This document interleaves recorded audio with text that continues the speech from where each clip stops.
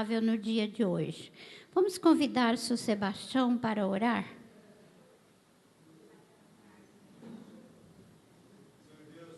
Som.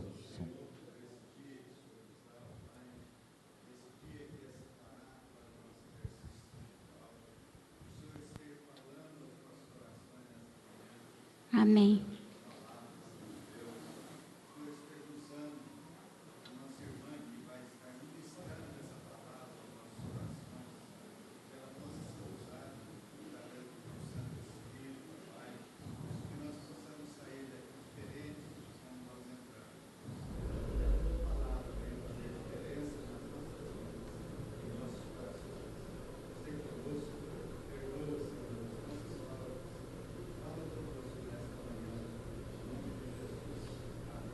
Amém.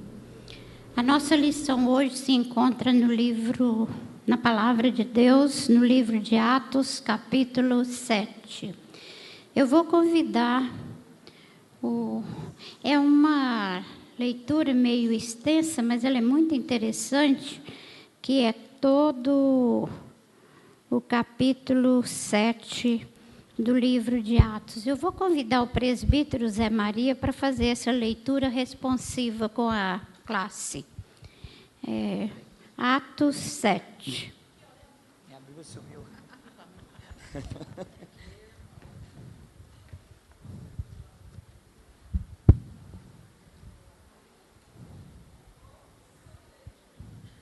Todo o capítulo? 7.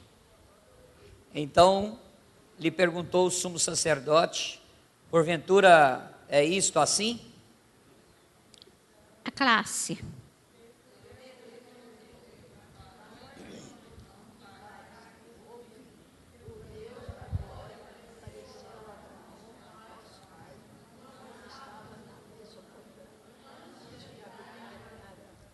E lhe disse: sai da tua terra e da tua parentela e vem para a terra que eu te mostrarei.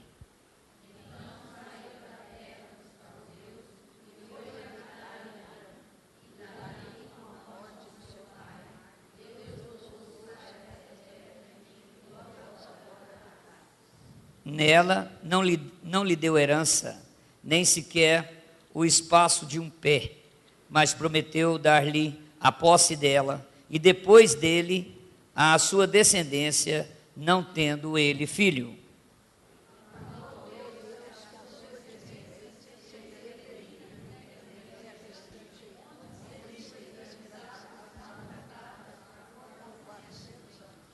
Eu disse, Deus, julgarei a nação da qual forem escravos, e depois disso sairão daí e me servirão neste lugar.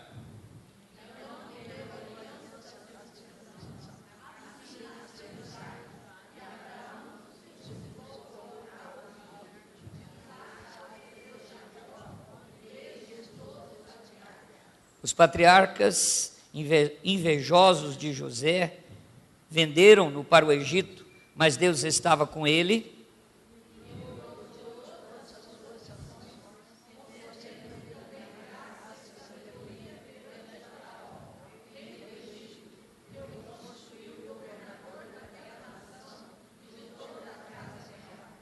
Sobreveio, porém, fome em todo o Egito, e em Canaã houve grande tribulação, e nossos pais não acharam mantimentos.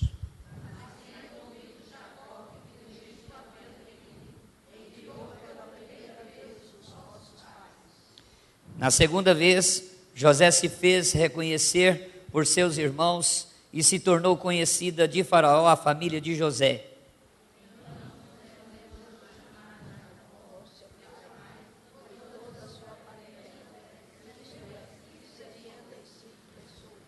Jacó desceu ao Egito e ali morreu, ele e também seus pais.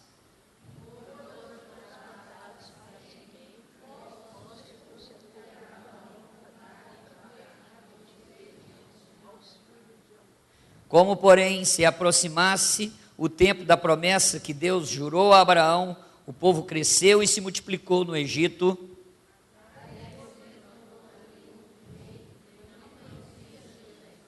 este outro rei tratou com astúcia a nossa raça e torturou os nossos pais, a ponto de forçá-los a enjeitar seus filhos para que não sobrevivessem.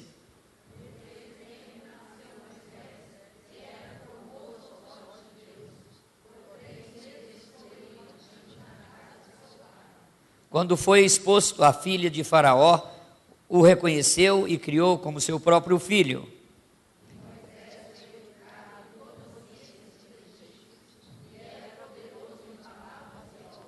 Quando completou 40 anos, veio-lhe a ideia de visitar seus irmãos, os filhos de Israel.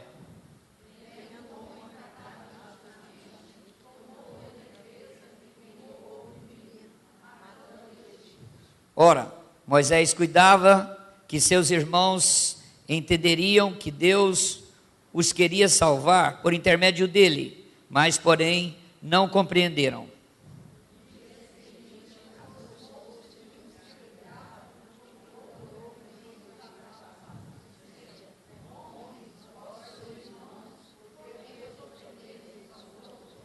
Mas o que agredia o próximo o repeliu, dizendo: quem te constituiu autoridade e juiz sobre nós?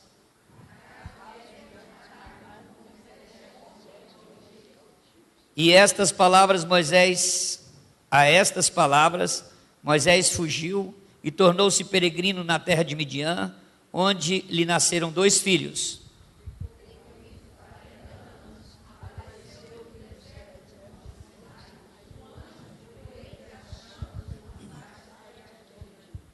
Moisés, porém, diante daquela visão, ficou maravilhado e, aproximando-se para observar, ouviu-se a voz do Senhor.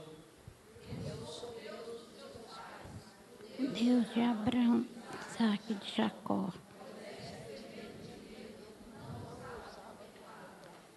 Disse-lhe o Senhor: tira a sandália dos pés, porque o lugar em que estás é terra santa.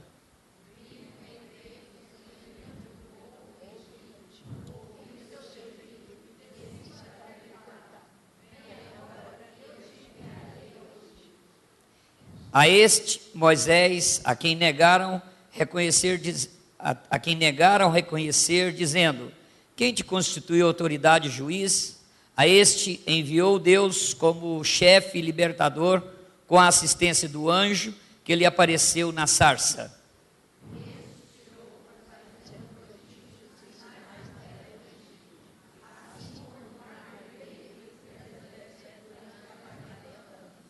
Foi Moisés quem disse aos filhos de Israel: Deus vos suscitou dentre vossos irmãos um profeta semelhante a mim.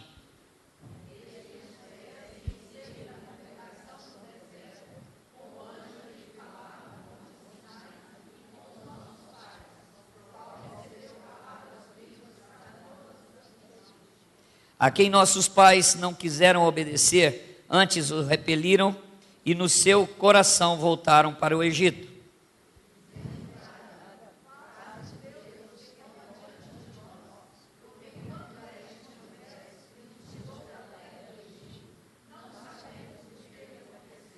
Naqueles dias fizeram um bezerro e ofereceram sacrifício ao ídolo, alegrando-se com as obras das tuas mãos.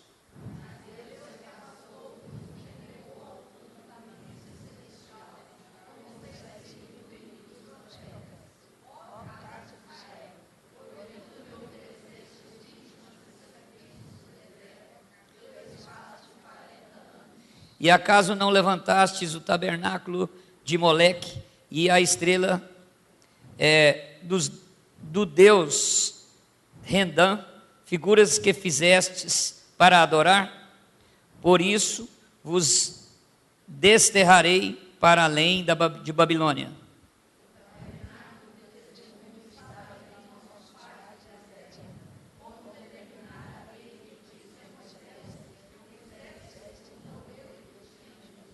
O qual também nossos pais em Josué, tendo-o recebido, o levaram quando tomaram posse das nações que Deus expulsou da presença deles até os dias de Davi.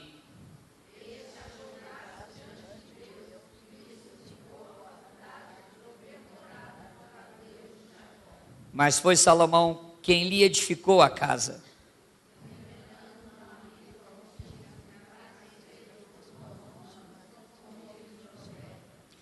O céu é o meu trono e a terra o estrado dos meus pés. Que casa me edificareis, diz o Senhor? Ou qual é o lugar do vosso repouso?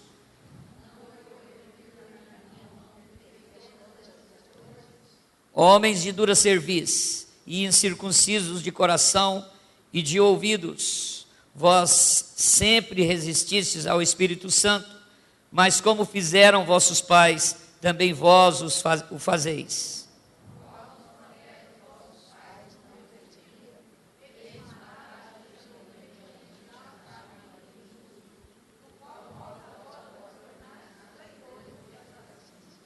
Vós que recebestes a lei por ministério de anjos e não aguardastes.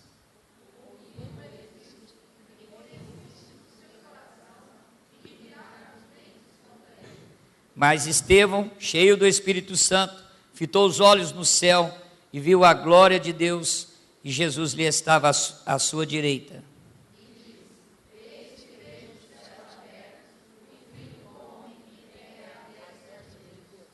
Eles, porém, chamando em alta voz, taparam os ouvidos e, unânimes, arremeteram contra ele.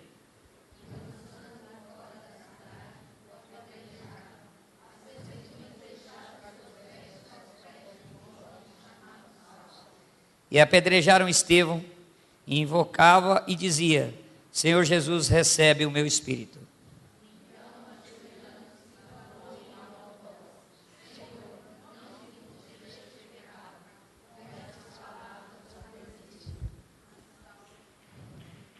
E Saulo Amém. consentia na sua morte.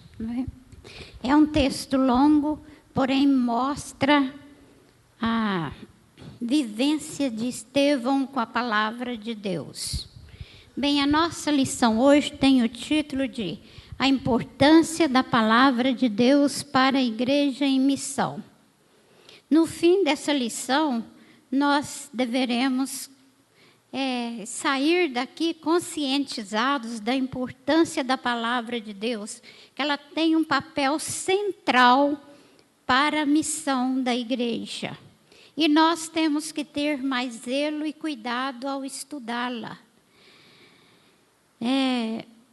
Às vezes o próprio povo de Deus se distancia da palavra.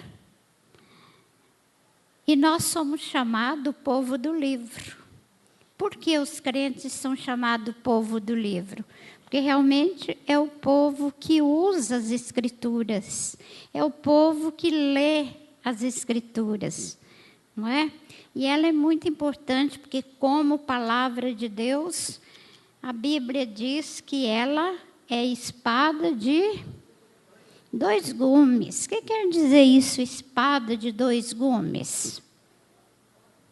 Ela corta dos 2 lados. E o que essa espada de 2 gumes corta? De um lado e do outro.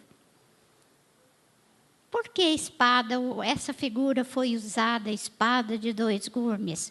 Sabemos porque ela corta de um lado e do outro, não é, Sr. Tenesil? Mas corta o quê? Quem quer falar?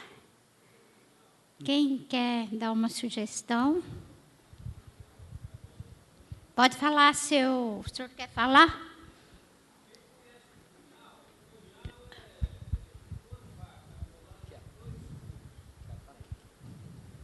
O punhal, ele amola-se dos 2 lados.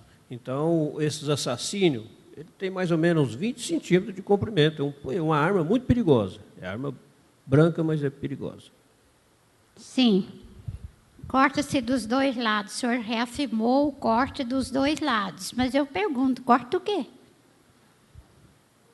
Por que foi usada essa figura, espada de 2 gumes? Pastor Jair.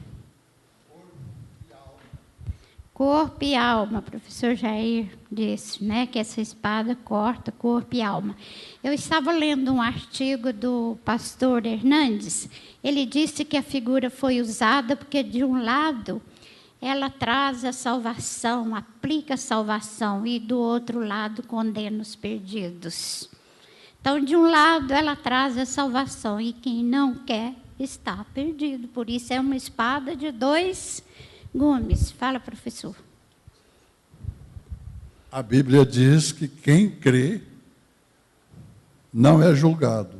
Exatamente. Quem não crê já está Condenada. julgado. Daí a nossa espada de dois gumes. Não é? E, além disso, a Bíblia diz que a espada, que a palavra de Deus é luz. Luz. Será que é mesmo? Luz por quê, Glória?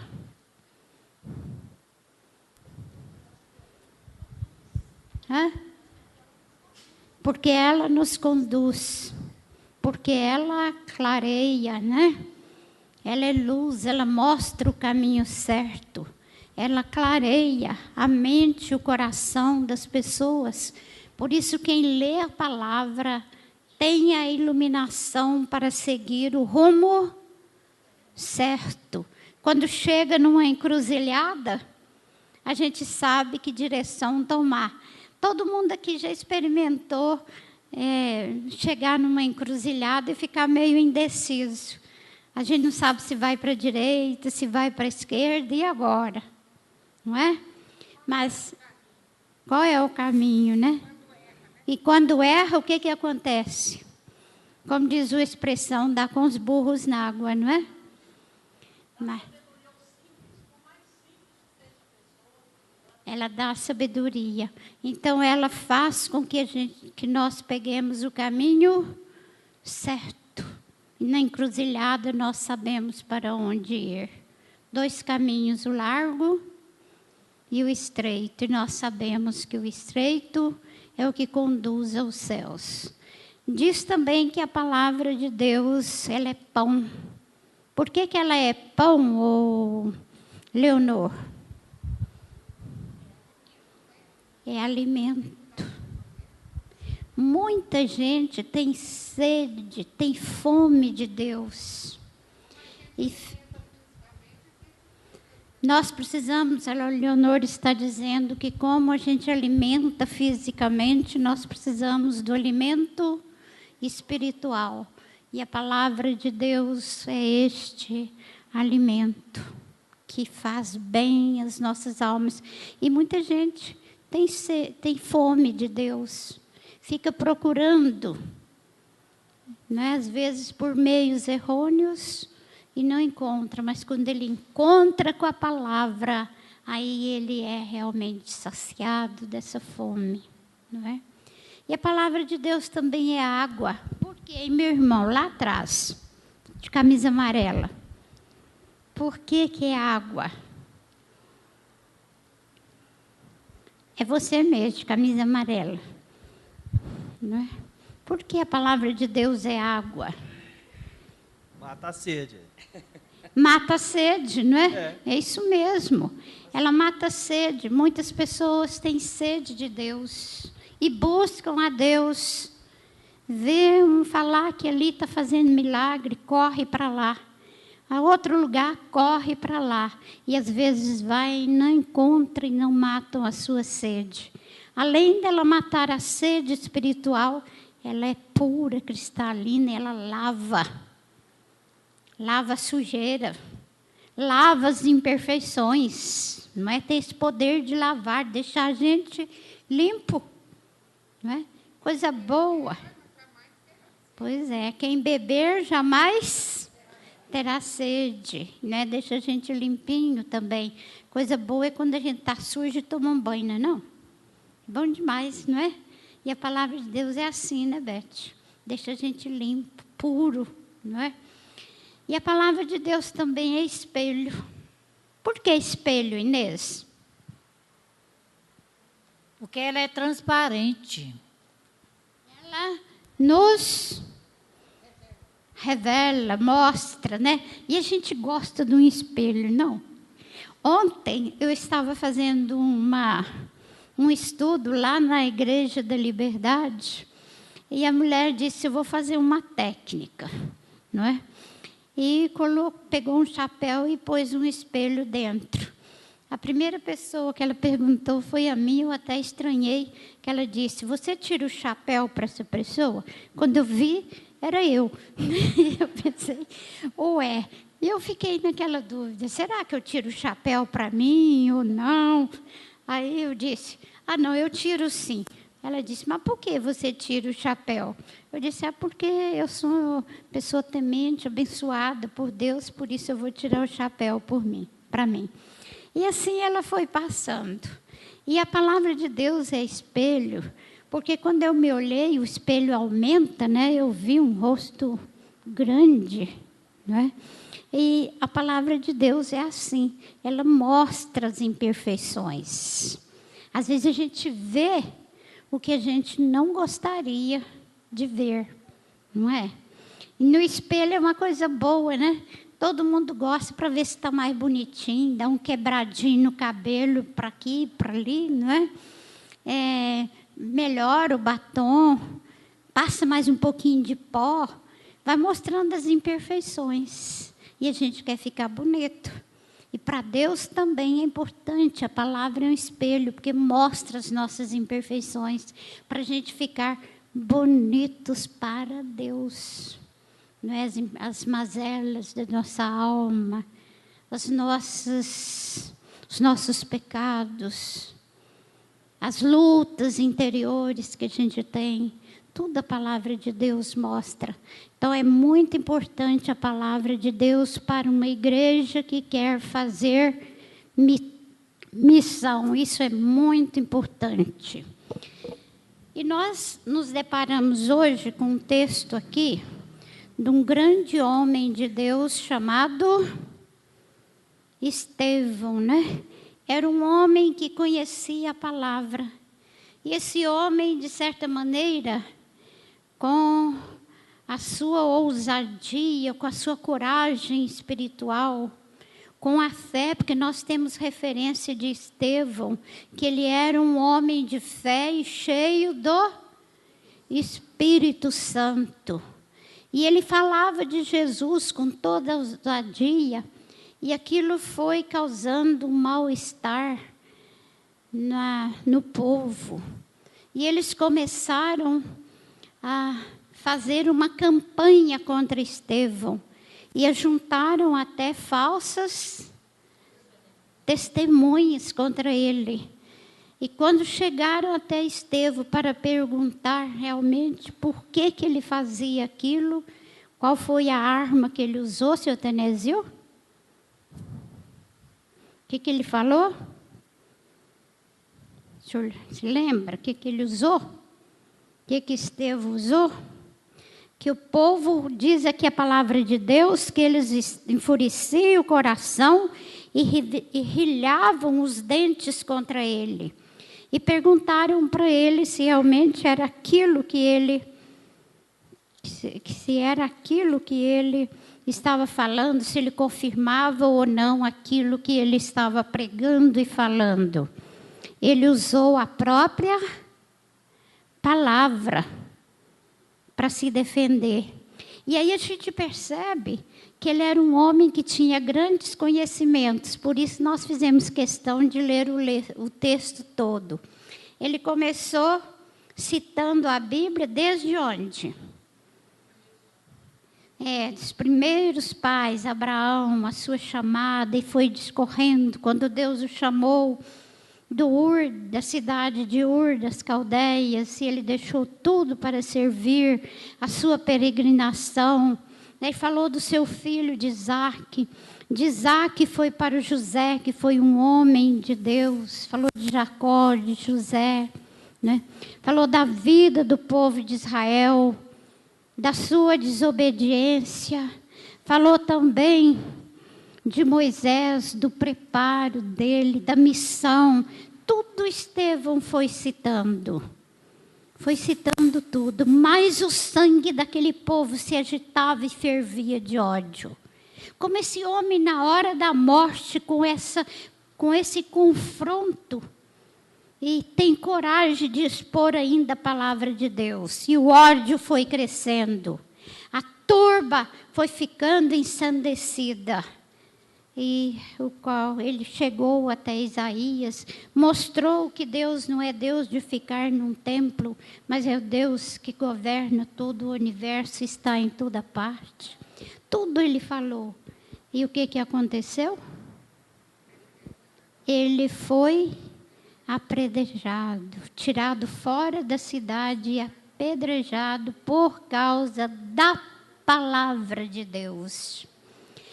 Para ele, a palavra de Deus era tão importante que ele não fugiu da raia, como dizem, mas ele enfrentou com coragem e falou da palavra de Deus. Agora é maravilhoso pensar que esse homem de Deus, tão crente, tão cheio do Espírito Santo, tão cheio de fé, na hora da morte, ele olha para onde? Olha para os céus e vê o quê? Vê os céus abertos, né? Vê os céus abertos e vê a glória de Deus. Tanto era a sua fé, tanto era a sua convicção na palavra do Senhor Jesus. Eu fico admirada, será que nós temos uma fé tão potente, tão grandiosa? Eu fico pensando que se apertar a gente um pouquinho, a gente corre. Eu acho. Você ficaria, Inês? Ou ficaria ou correria? A Inês disse que correria. Zé Maria, você enfrentava ou corria? Eu corria. Eu também acho que eu corria, né? Eu acho que ele já tinha visto as pedras na mão do povo lá, assim, ele Manteve firme. Basta a gente ver uma pedrinha, né, seu Sebastião? A gente pula fora. Nós não temos a estrutura e a fé de Estevão, a coragem, a segurança na palavra de Deus. Nós somos medrosos. Não temos aquela ousadia que Estevão teve. E outra coisa que me impressiona no caráter de Estevão é que mesmo sendo apedrejado, ele disse: Senhor, não imputes este pecado. Era paixão pelas almas. Mesmo sendo apedrejado, seus algozes, ele disse, não impute esse pecado. Eu acho que nós já tínhamos mandado todo mundo para o inferno. Eu penso. Eu acho que sim. E ele lá, não imputes esse pecado. Hoje a gente não pode ouvir falar uma coisinha assim pequena da gente, que a gente cresce os cabelos. Não é não? Hã? É a Leonor que a gente arrepia todo. Você fala assim, mas o Zé Maria não está com nada. Eu acho que os cabelos dele vão... É liso, mas vão ficar em pé. Não é? Porque nós não temos aquela paixão que Estevão tinha, não é, dona Luzia? A nossa irmã que disse que mais difícil do que morrer apedrejado foi pedir perdão para eles, para os algozes. Eu acho também, né? É muito difícil. Hoje a gente perdoa, mas não esquece, né? É? Não é, Beth? Perdoa, mas não esquece, né, dona Geralda? Ai, mas eu já perdoei, só que eu não esqueci. Que baita perdão, hein? Não é, seu Benício? Baita perdão. Pois pode falar, dona Geralda. Eu me pergunto, será? Se acontecer comigo estar na situação de Estevão, eu tenho condições de testemunhar a minha fé como ele testemunhou? Fica o desafio para nós. Exatamente, é um desafio grande. É um baita desafio. Você testemunharia a fé como Estevão fez? Desafio diário. É desafio, às vezes são nas pequenas coisas. No trabalho, em casa, na própria igreja. Nós não damos um testemunho tão vibrante assim de fé? Não é? Às vezes quando diz assim, tem gente que trabalha aí no emprego anos e anos, e as pessoas até assustam quando descobrem que ele é crente. É verdade. Ele tem um medo de falar que é crente. Se resguarda. Outro dia, uma pessoa aqui da igreja, eu não me lembro quem, falou, eles ficaram espantados quando descobriram que eu era crente. Ficaram espantados quando descobriram que eu era crente. Que testemunho você tem dado do seu Senhor? No seu trabalho? No seu lar? Na própria igreja, a gente não, às vezes nós não damos testemunhos de verdadeiros cristãos. Não é? E Estevão estava em missão. Ele estava pregando. Ele estava testemunhando. E a igreja em missão, eu acho que tem que ter muitos e muitos requisitos para isso. Que missão é coisa séria. Eu acho que a primeira coisa que a igreja deve fazer para fazer missões é ser uma igreja santa. A primeira coisa é ser uma igreja santa, piedosa. Uma igreja que realmente tenha doutrina, poder, vida, poder como Estevão, de perdoar. Tenha piedade no amor, que ame as pessoas de verdade. Eu acho que uma igreja, para fazer missões, tem que ser piedosa, tem que amar. Amar com piedade. Amar com o amor de Cristo. Amar com o amor de Estevão.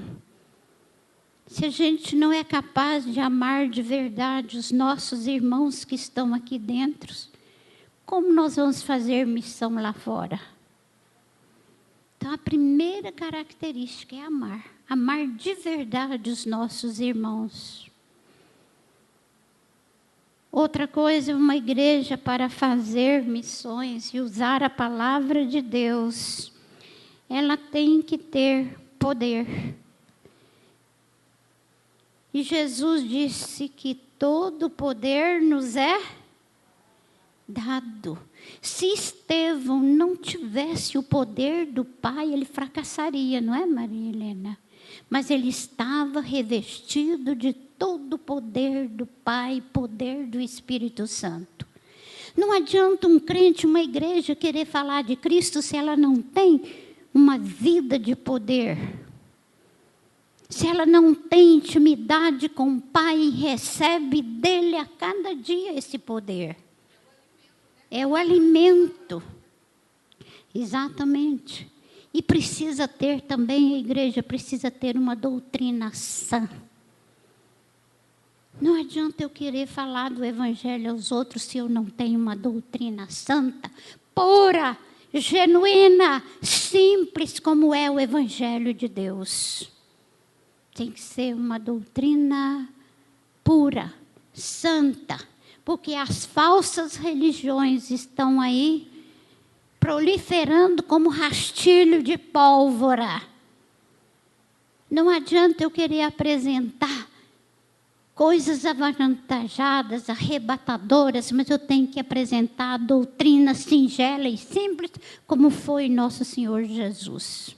Porque essa realmente é a que edifica e que salva. A que arrebata é momentânea. Mas aquela que é firme na palavra, essa fica e salva vidas. Assim como Estevão fazia e fez, apresentou a Bíblia com toda a sua simplicidade e a sua vericidade.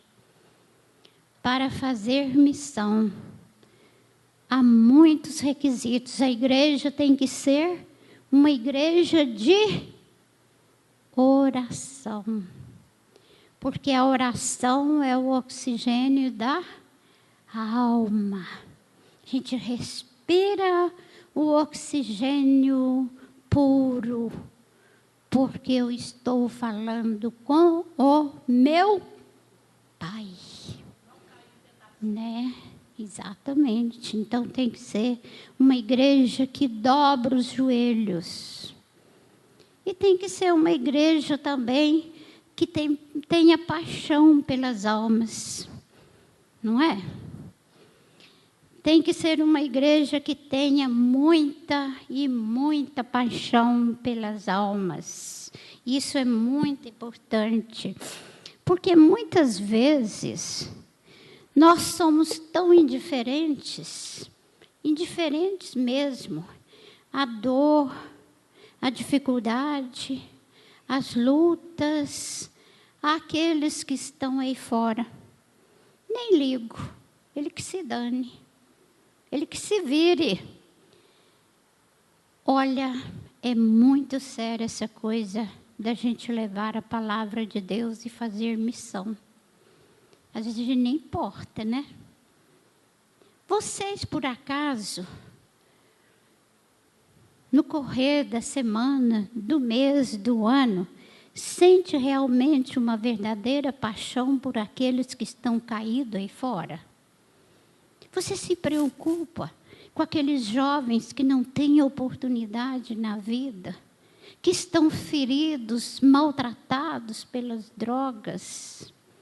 Aquelas mulheres bonitas que estão vendendo o seu corpo, sem uma esperança de vida, de melhora, não é? A gente, será que preocupa?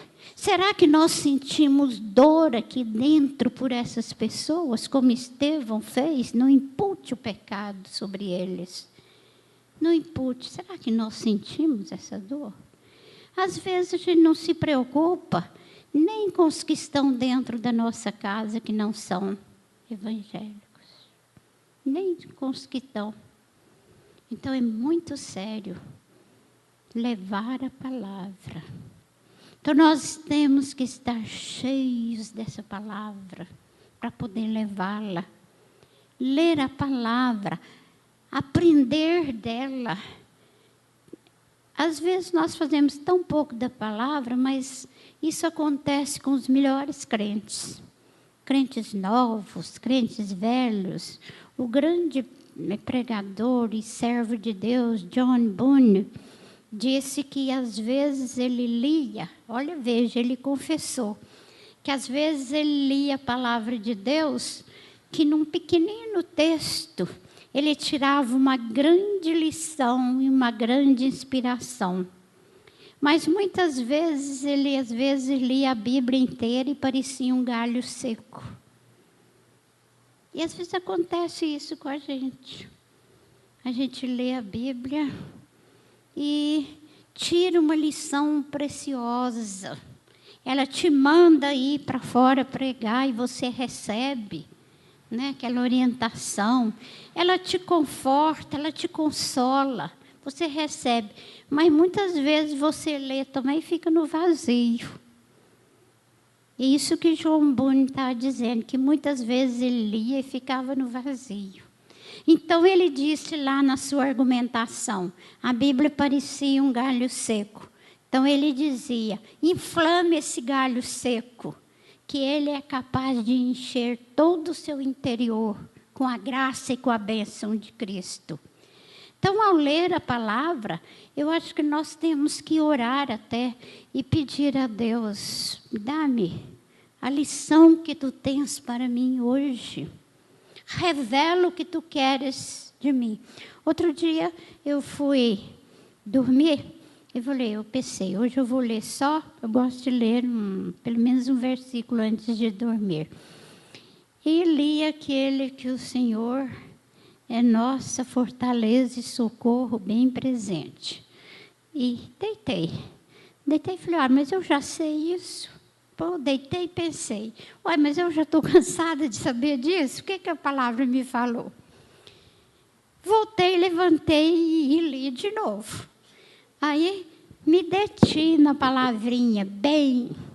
Eu disse, Deus queria falar comigo desse bem, que eu não tinha notado. É bem presente, é toda hora, é todo momento. E fui deitar satisfeita, não é? Então, às vezes, a gente lê, não assimila, volta a ler e vê o que Deus tem para você. Tem para você falar para o povo lá fora, que a palavra é o nosso alimento, é a nossa água viva.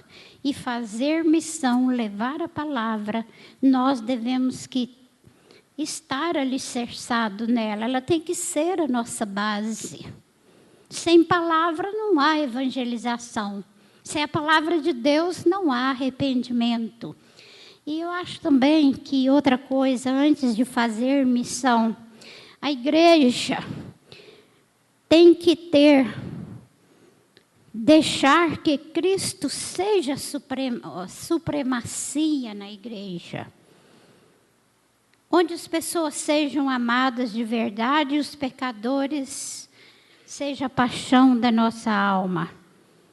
Tem que ser também uma igreja de fé, que caminha no meio da escuridão, das circunstâncias, guiada pela verdade. Também tem que ser uma igreja de coragem. Fazer missão precisa ter coragem. Não é fácil, não. Precisa ter coragem, né, pastor? Precisa ter coragem. Paulo, por exemplo, foi um grande missionário. E não foi fácil para Paulo ser missionário. Ele enfrentou muitos perigos. E será que ele não sentia desanimado? Ele sempre foi assim, super animado. O que vocês acham? Paulo. Ele foi, não, Zé Maria está dizendo que não, linda. Não, teve um dia que Deus teve que se aparecer para ele e falar, coragem, Paulo, hoje você está com medo. Não é? Como? A minha graça te basta. Coragem, Paulo. E muitas vezes Deus tem que nos catucar também e dizer, coragem, Inês. Atravessa a rua, vai de lá, fala com teu vizinho. Às vezes nem coragem de falar com o nosso vizinho nós não temos. Nós ficamos só do lado de cá, vendo o infortúnio e as dificuldades de lá. No dia de hoje a gente nem conhece o vizinho. Não é não? A gente nem conhece o vizinho. Quanto mais levar a palavra. De jeito nenhum. Agora vocês veem como nós somos acomodados em fazer missão, em levar a palavra de Deus. Nem conhece o vizinho. Tem uma colônia lá perto de casa e ela é muito assim, como eu digo, rotativa. O povo muda muito. Às vezes você começa a fazer amizade com um, aquele vai embora. Começa o outro, ele vai embora também. Aí outro dia eu estava botando lixo lá fora, veio uma senhora bem amável, disse, boa tarde, era bem de tarde. Boa tarde, vizinha, sorrindo. Eu parei, olhei, falei, puxa, essa é diferente. Descobri que era da Igreja Batista. Né? Descobri que era da Igreja Batista. E eu, presbiteriana, não dei boa tarde para ela nunca. Né? Então, às vezes, a gente se acovarda. A gente não é simpático com os vizinhos. E a gente não tem um testemunho, como Estevão teve, um testemunho de fé, um testemunho vibrante. Olha, sabe o que eu penso? Que a gente tem que gastar mais a sola do sapato e alisar menos os bancos. Não, eu às vezes fico pensando em gastar a sola do sapato.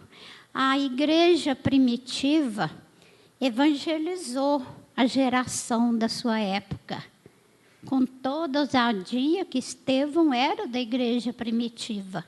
com toda ousadia e não dispunha dos recursos modernos que nós temos hoje. Quando a Luzita falando, a gente não visita ninguém.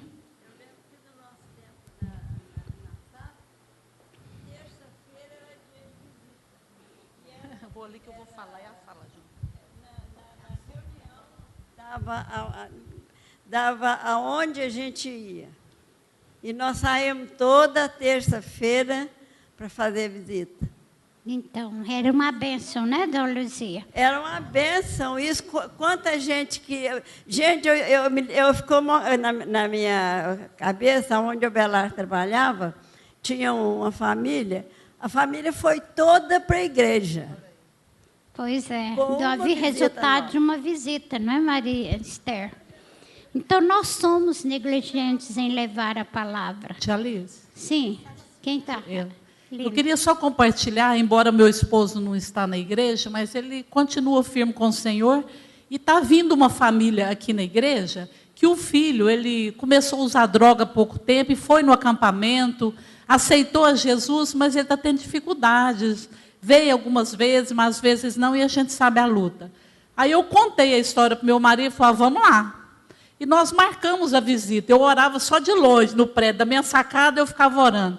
E nós fomos lá. E o interessante é que, às vezes, a gente tem uma dificuldade de abordar alguém ou fazer uma visita. Como foi bom, como eles ficaram agradecidos. Teria que ser o contrário, o privilégio da gente de estar indo, levando a palavra. Eles ficaram agradecidos por receber essa palavra. Isso é interessante, né, verdade. minha irmã? Então, muitos pecadores, muitas vezes, não vêm para a igreja porque nós não vamos. Olha, há muita gente crente, não crente, que vem à igreja. Vem. Então, aqui nós devemos ser o quê? Quando eles vêm, devemos ser uma fonte para os sedentos, não é? Devemos ser um oásis para os cansados, oprimidos, um refúgio para as almas aflitas. Nós devemos refletir isso para aqueles que não são crentes, através da palavra. Mas também nós temos que admitir que muitos pecadores não entrarão nunca na igreja. E que nós, à semelhança de Jesus, temos que ir até eles. Por quê? Jesus entrou nos templos, sinagogas, subiu os montes, as praias, cortou as estradas da Palestina para levar a palavra do Pai. Então, nós, muitas vezes, temos que ir até os pecadores, sabendo que eles nunca entrarão aqui. E aí, por isso que Jesus diz, ide, pregai, até os confins da terra. Levar a palavra até os confins da terra. Eu acho que todo mundo conhece essa história. É a história mesmo, que Jesus, chegando aos céus, quando voltou da terra, depois da sua ressurreição, um anjo perguntou para ele, bom, você veio embora, agora, quem é que vai levar a palavra, falar das boas novas, do seu sacrifício, de tudo que você fez lá? Ele falou, para isso eu deixei lá 12 homens preparados, para preparar novos discípulos e disseminar a palavra. Aí o anjo perguntou, e se eles falharem? Ele falou, não tenho outra solução, porque o meu método é o homem, é a igreja. Então, o método de Deus para levar a palavra é a igreja. É tarefa nossa. Pode falar, pastor.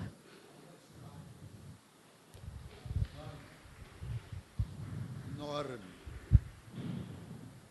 E essa estátua não tem braços e nem pernas. Sim. Só o tronco. Sim.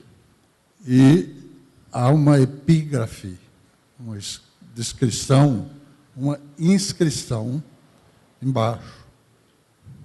Deus na terra só tem os nossos pés, as nossas pernas e as nossas mãos.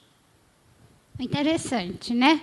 Deus tem as nossas pernas, as nossas mãos, nossos braços. Né? Por quê, pastor?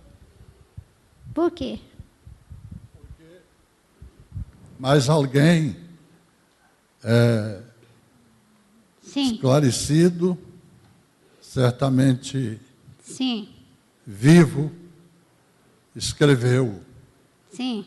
sobretudo, Deus tem na terra a sua palavra. Se os homens falharem, a própria palavra fará o ministério. Sim. E diz que era uma obra que os anjos, o quê?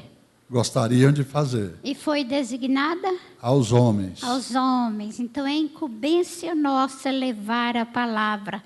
Mesmo que os momentos... Falar um pouquinho mais? Fala. O senhor quer falar um pouquinho mais? Pode falar. Eu queria só dizer que uma das maravilhas dessa história que nós lemos, ouvimos da palavra de Deus, é uma coisa muito transparente na palavra. Sim, É que a nossa coragem, que a senhora muito bem enfatizou aí, que o crente não deve ter medo, não deve temer, não deve ter medo.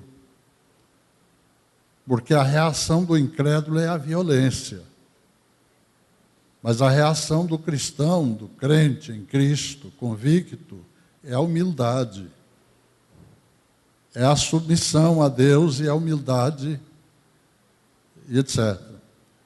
Mas o que eu quero salientar é que nós nos admiramos ao perceber o testemunho de Esteu e aprendemos que a nossa fé, a fé cristã, a fé de cada crente, não é baseada em mitos, que apareceu aqui, que apareceu ali, que falou com fulano, que fez isso, que fez aquilo. A nossa fé tem uma história, tem raízes. Ela tem raízes. A gente vê na leitura do texto que Estevão não titubeou, ele ficou dentro da história da fé. isso. Dentro da história. Ele citou quase todas as raízes da nossa fé, quase todas. Ele não citou todas, mas as principais bases da nossa fé ele citou. E uma das coisas que nós precisamos ter, que a nossa igreja faz de graça, é conhecer a nossa própria história. Conhecer a palavra, a sua história, nos dá coragem. Obrigada, pastor. É verdade, tudo que o senhor falou. Né? Muito boa a contribuição.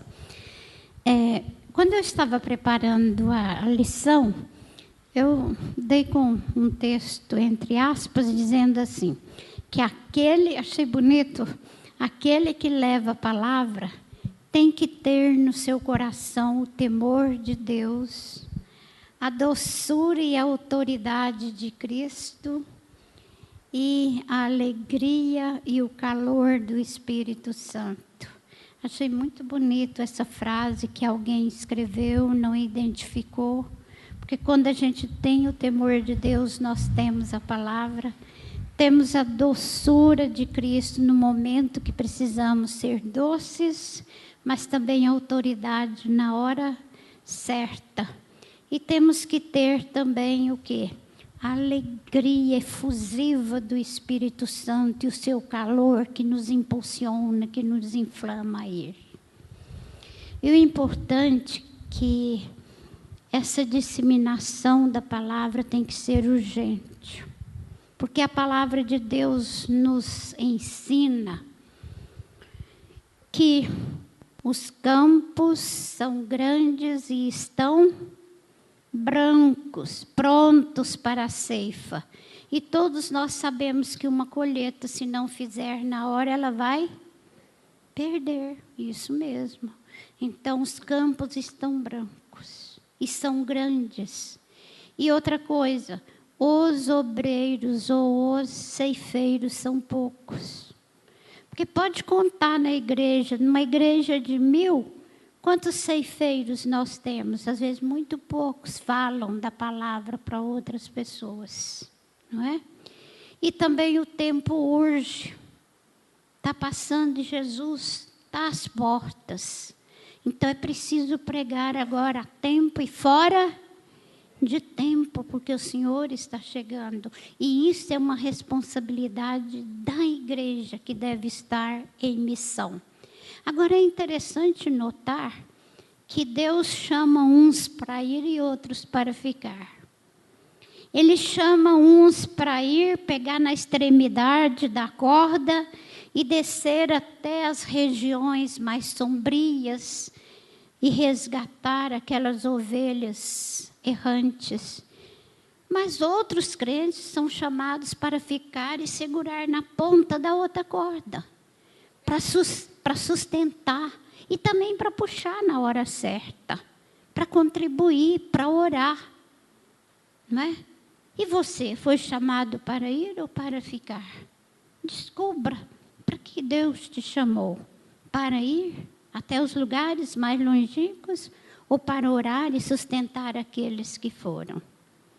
Isso é muito importante, não é? Que a igreja que ora, essa tem vitória.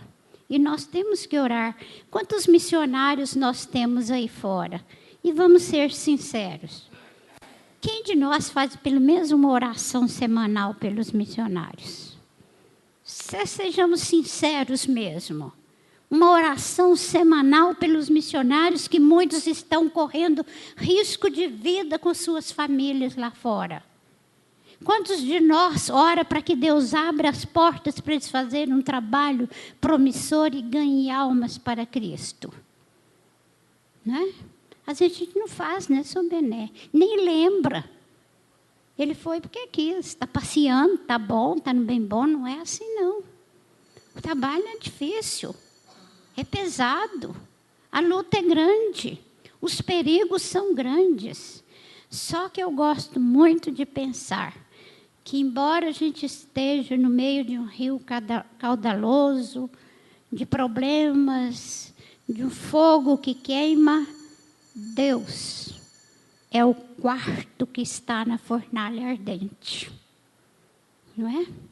Ele é o quarto que está na fornalha ardente, socorrendo e livrando dos perigos. Por isso não há o que temer. E a nossa vida é assim. Não é? Quando a gente leva a palavra, Deus está ao nosso lado, nós não caminhamos sozinhos. Deus falou para Paulo coragem e que ele o ajudaria. É uma ajuda que vem do alto.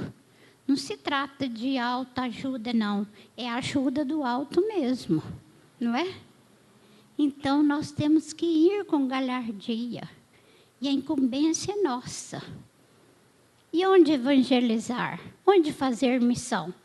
Talvez na sua casa, talvez na escola, no prostíbulo, nos becos, nas rodoviárias, nas universidades. Será que lá na universidade, no meio daquele povo que tem cultura, não tem pecador? Às vezes a gente frisa muito os becos, as ruas, as rodoviárias, e esquece das universidades onde tem muitos pecadores. Então, ali é lugar de evangelizar, é lugar de levar a palavra, de falar. Então, vamos realmente ser um povo destemido, de coragem, como Estevão, como disse o pastor Jair, né? Um homem que tinha a Bíblia no coração e falou da Bíblia para os seus algozes e pediu perdão. Vamos amar mesmo as almas perdidas.